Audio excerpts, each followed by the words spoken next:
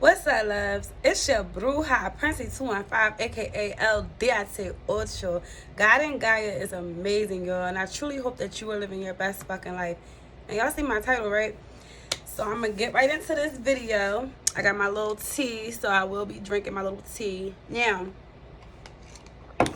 So y'all see my title, trigger warning. You feel me? This is a trigger warning. Now, I am a sexual abuse survivor. Most of you know this because I talked a lot on my channel about my childhood trauma, healing.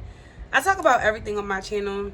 And this is the one thing I will say about healing. Don't put yourself in a box.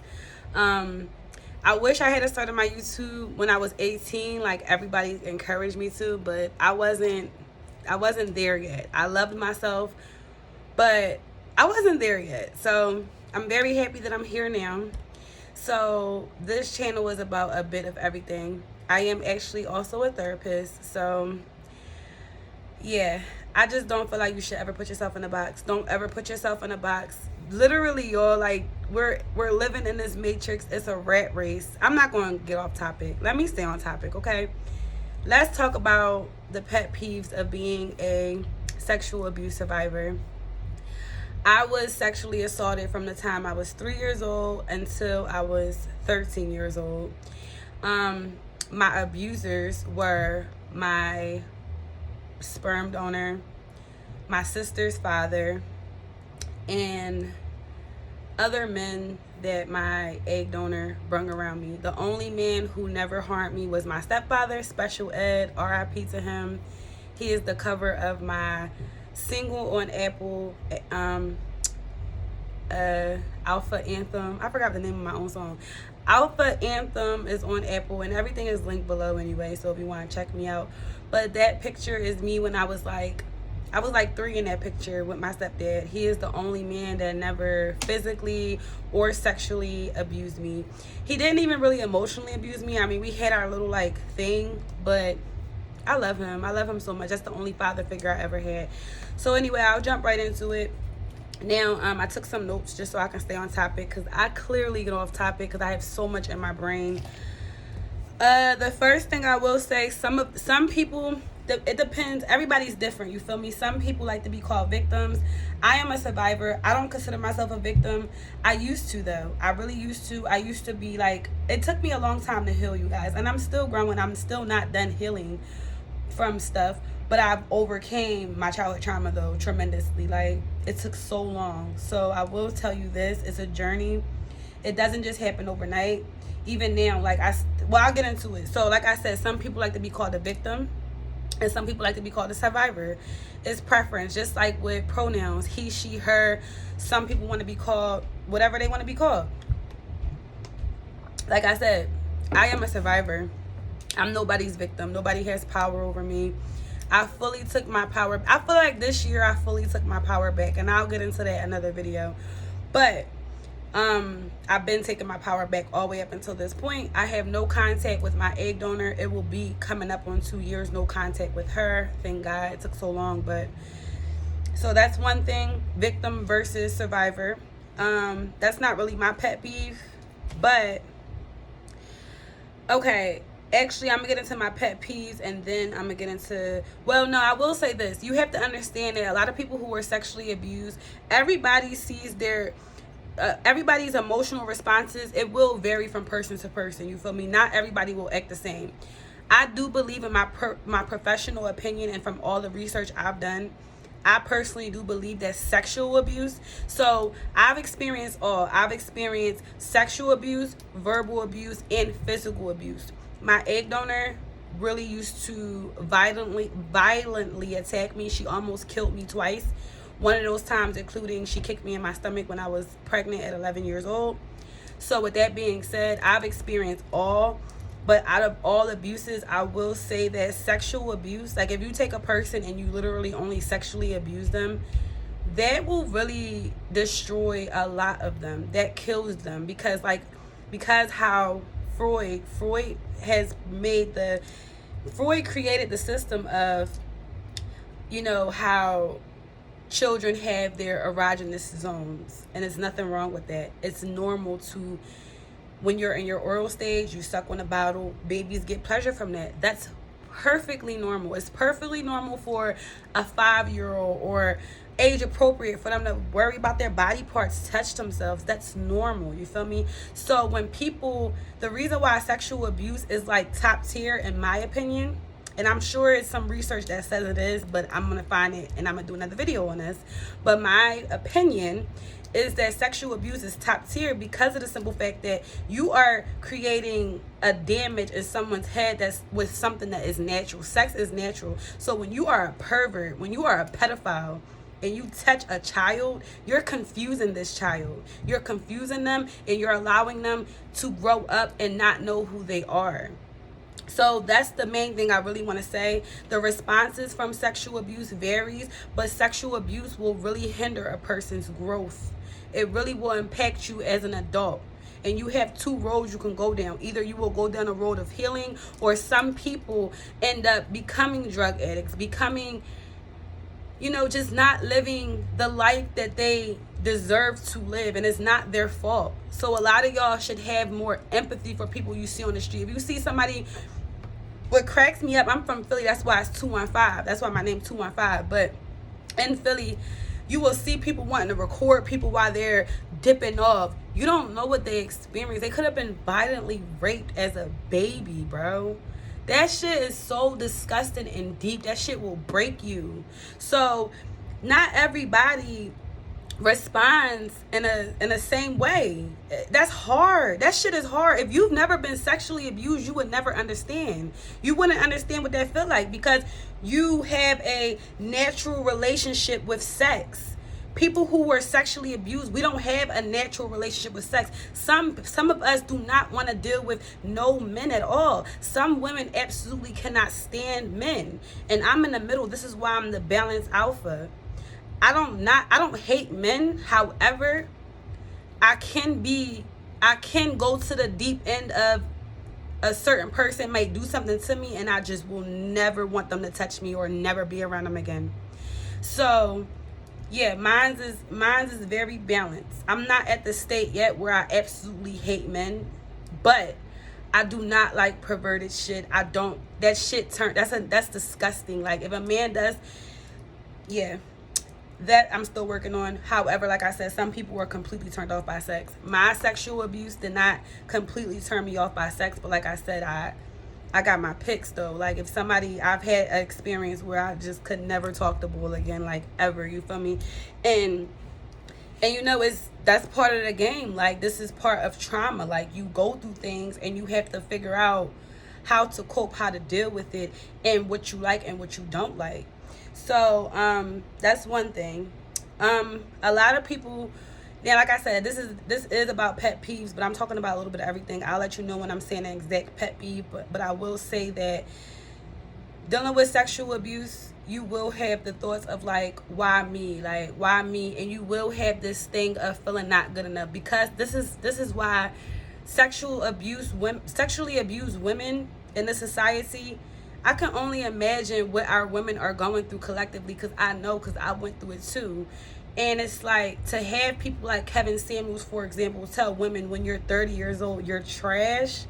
Like, certain things you shouldn't put out in this world, because you don't know what somebody's went through. To tell a woman when you're 30 you're already trash, not knowing that this woman has been raped since she was a certain age, and she already felt like, I'm not nothing.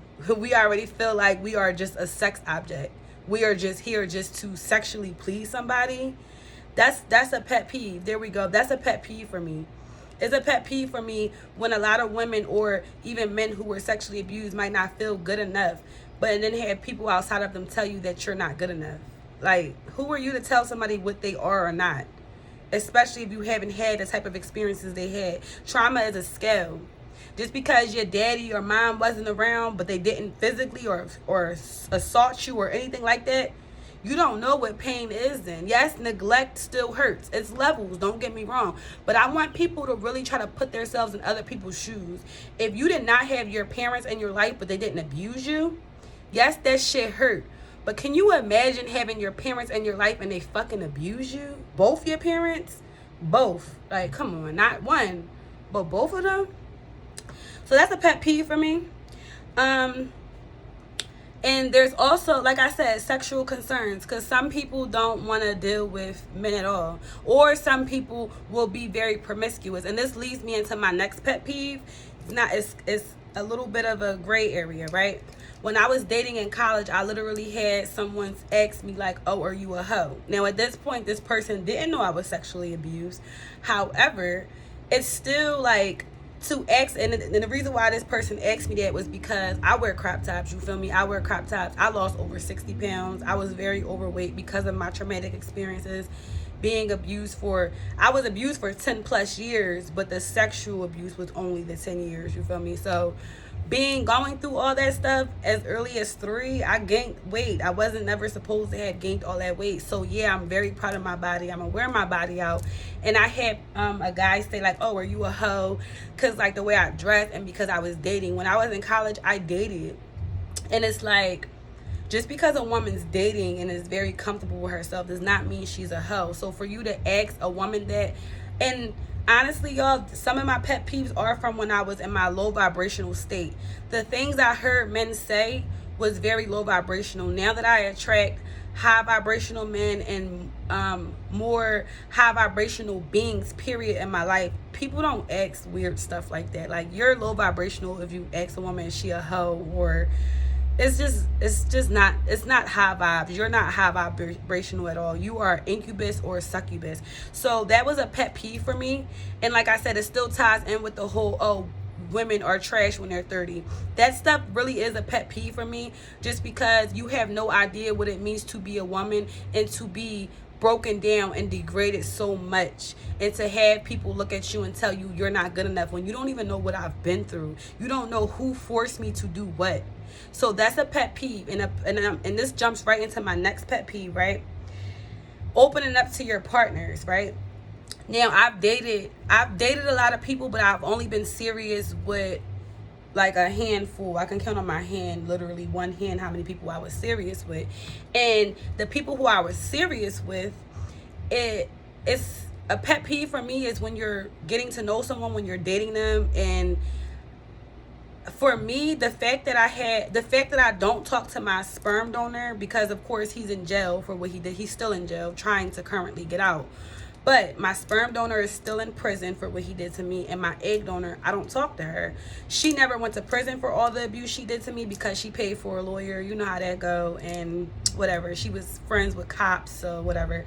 So those two people, I don't talk to. So, and I have not dealt with them. So it's a pet peeve for me when I'm dating someone and I don't necessarily talk about my parents. I don't consider them parents, but whatever. Just because I don't talk about them. But yeah, our relationship, we're cool. Like, everything's cool. But when you're dating somebody, they get curious. Once 4 months go by, they're like, well, I haven't heard you talk about your parents. Who's your parents? Where you come from? Like, what's your childhood? Like, I don't necessarily, online I don't care, because every day I get messages that I'm helping at least one person. So I'm cool with sharing my life online. But when you're dating somebody, it's like, and being vulnerable is a strength. Don't get me wrong. Being vulnerable is a strength. I would not have healed if I wasn't vulnerable to my social worker. Shout out to DHS. I know DHS get a bad rep, but my social worker came to my school, and basically that was the only person I ever told. Like, my family knew I was being abused, but they didn't care. They just swept it under the rug. So for me, I didn't care either. I was like, oh, well, fuck it. Like, I'm being abused. I guess it is what it is. They always told me I wasn't shit, so I believed it. Until a stranger came and set me down and said, what is going on with you? Why are you missing school? Like, and I said, God told me, open up one more time. So I said, well, I'm being molested. I didn't think she really cared. No, that woman cared. She got, out of everybody who molested me, the two main ones who really did the most damage to me, they got time in prison because of her, because she fought for me and because she took me to the police.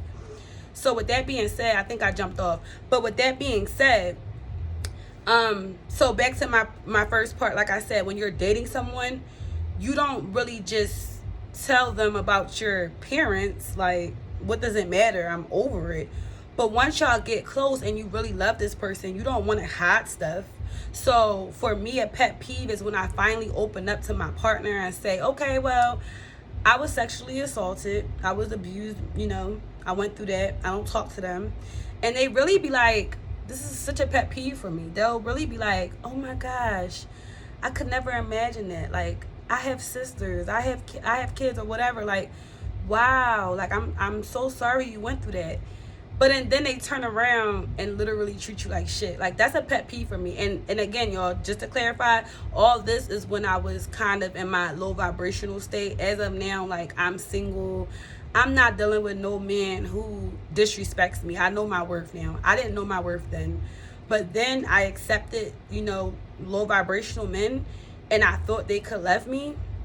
Because, like I said, my sexual trauma did not turn me off from men. So since I wasn't turned off from men, I get attracted, and I'm very loyal. I personally, I'm really like a wolf. A wolf resonates with me so much. I like to mate with one person. So, you know, I'm going to do what I can to make my relationship work. But once I realize that the person does not care about me like that, I will dip. So all these were previous experiences. This is not in my current reality. However, now that I'm able to really go through it and really sit and understand who I am and what I've gone through, I realized that I just dealt with low vibrational men, and it really used to hurt me though, because it's like, why did I open up to you? Like, I really felt like, what would out of all the guys I dated, it was like three. It was like three guys all together who it took me a while, but I opened up to them, and I'm like, literally all the same, because what was the point? That's a pet peeve for me as a sexual abuse survivor. It's like, once we open up to you and you wind up treating us the same way everybody else treated, I don't got no respect for you. Just like I would never talk to my egg donor, my sperm donor, I damn sure would never talk to you again. Once I leave you, I'm done. See, I got so much empathy and love within me that I don't hate anybody. I really don't. There's a lot of stuff that still bothers me, which leads into PTSD. That's something that sexual abuse survivors deal with. We deal with PTSD. Like I told y'all, the beginning of this year, I posted a video. I had to share my story about how, like I said, my egg donor kicked me in my stomach when I was 11 years old, when I was pregnant with my child. And it's like, stuff like that will get to me sometimes, but it's not to the point where it doesn't destroy my day anymore. Like, it took me a long time to heal. Like 10 years ago, I would break down. Like, when I worked at a grocery store, for example, and I remember this one time, it was a man and his daughter in my line. Y'all, the way this man was like talking to his daughter, and just like, as soon as they walked off, I had to walk off. I just bawled crying, y'all. It was, when I was younger, it was so hard for me to see fathers and daughters. Like, it really was so hard for me to see that. I couldn't take it. Now I do therapy with fathers and daughters. Like, I love good family units. I'm like, you a good dad. You got or I tell my clients, you know, you got supportive family. Like, so it's so crazy how, like, when you heal, you will see the growth within you. Before, I would break down crying when I seen good stuff. Now, if anything, I cry tears of joy. Like, if I see something good, like, well, really with movies, when I'm watching a good movie and like all the good people win, I just be like, oh my God. So I get emotional with that now. So it's like, it's crazy how you really can heal from this. You really can. But I just want y'all to remember that it's always a part of you. And the part of me that's always a reminder of my traumatic experiences is my OCD. I do have OCD really bad. Like, I'm not gonna lie. It's not bad to the point where it destroys my life or nothing, don't get me wrong. But it is, sometimes it bothers me to the point, like, I do ask myself, like, why do I care so much? Like, my OCD is mainly with toilets, you know? I just don't, or not even just toilets, just sitting behind other people. I really can't stand, like, I much rather have my own everything. Like, I just don't want to sit behind other people at all. At all. I gotta really love you to spend a night at your house. I will not spend a night at your house. So yeah, so that's part of my traumatic experiences, that I have OCD. Even though I live alone, like I gotta clean my toilet. Like I at least clean it off at least once a day. At least, wipe it down with a nice little bleach wipe. Even though it's me and I know I'm clean, but just germs. So I am aware of that, though. I'm fully aware of that, and I know that when I do have children, when I get pregnant again, like I do know that, okay, like I will have to monitor the way I am, because I don't want my child to be so germy and like, oh, can't touch this. Like I don't want to put that on my child, So I'm very self-aware. And it started when I was younger, living in Philly, like catching SEPTA. I would have to put a paper down or a plastic bag. I could not sit on them seats. Like, so yeah, no matter, and I'm really dive deep with my career and with psychology. So I do know that, they have exposure therapy, and even with that, like I've done tests on myself. Like it's not bad anymore. That's the thing. Like it's not bad. Like I can use a public bathroom if I have to, but hypothetically, if I know for a fact I'll be home in a few minutes, I would just hold it, because it's like I'd rather not use a public bathroom. But it's not that bad, because the area I live in is pretty clean. So most of the times when I do have to use a public bathroom, it's not really bad. So exposure therapy does help people. But for me, the fact that I know what germs are, no matter how much I'm exposed, I don't like it. And I think that is my spiritual being. Spirits, remember, cleanliness is next to godliness. So, and I know I jumped off, but I'm just saying, for those who have OCD, I want to give you a different perspective. You're such a high vibrational spiritual being, because cleanliness is next to godliness. When you are a spirit, we don't fornicate. We don't, defecate. You don't do that as a spirit. You're not doing that. So we're in this human vessel. We have blood. We have all these things. And that's another thing with me, with sex. This is why I do look at sex differently now. I do look at sex more so like it should only be between two people. I don't feel like sex should be shared with multiple people. Sexual fluids, that would really make me throw up. Like that's why so that's my pet peeves, y'all. I know this video was long. I'm gonna do a part 2, but yeah, I wanted to make this video because I want somebody to know that you're not alone. I know I went through a lot of topics, and I want you guys to know you can heal, you can grow. You will heal, you will grow, you will become your greatest version of yourself. No one has power over you. You have power over yourself. And that's just period. So yeah, I really hope that you guys like this video. Please like, comment, subscribe. Please share my video. And I want all my sexual abuse survivors to know that you are not alone. And don't feel like you have to be like another woman or anybody. You don't have to be like nobody. However you feel, everybody's different. Like I told y'all, some women are completely turned off from sex and don't ever want a man touching them. And that's understandable. The world we live in, a lot of men are perverts. And it's sad, because if you was sexually abused and you walk down the street and you got somebody hollering at you, yo, come here, but you say no, and they like, well, F you, B, that can cause a whole fight or freeze response, because it's like, 1, you're trying to talk to me, I don't want to talk to you, sir. 2, now you're being aggressive, so I will fight you. So trust me, I'm not saying me, I'm using examples. Sexual abuse can really have your mind thinking differently. And when you open up to people about it and they turn around and treat you like you're an object, that can make you go down a certain path. For me, the only thing that keeps me kind of straight, and I say kind of because I'm not perfect, y'all. I'm not. Even though my life is, I swear on everything I love, my life is 10, 30, 100 times better than it was when I was in a toxic, abusive environment. I'm very pleased with my life. I graduated college. I got my own business. I'm doing what I gotta do. I'm pleased. My issues now is more so governmental. I don't like how much taxes they take out of our checks, stuff like that. The rent, that type of stuff. I deal with dumb battles now. So I say all that to say this, that once you heal from your sexual abuse and your trauma and your childhood trauma, it's going to be another level of something you got to deal with. That's my honest opinion. I don't mean to say that to put that to be negative, but I healed from my childhood trauma. Now I want to heal from figuring out how to make this world a better place, because some of us are single. Like I said, I don't have no parents. So for me, it's like, I'm single, I healed, but the rent is so high. You know, it's a catch-22. We have debt for our degrees.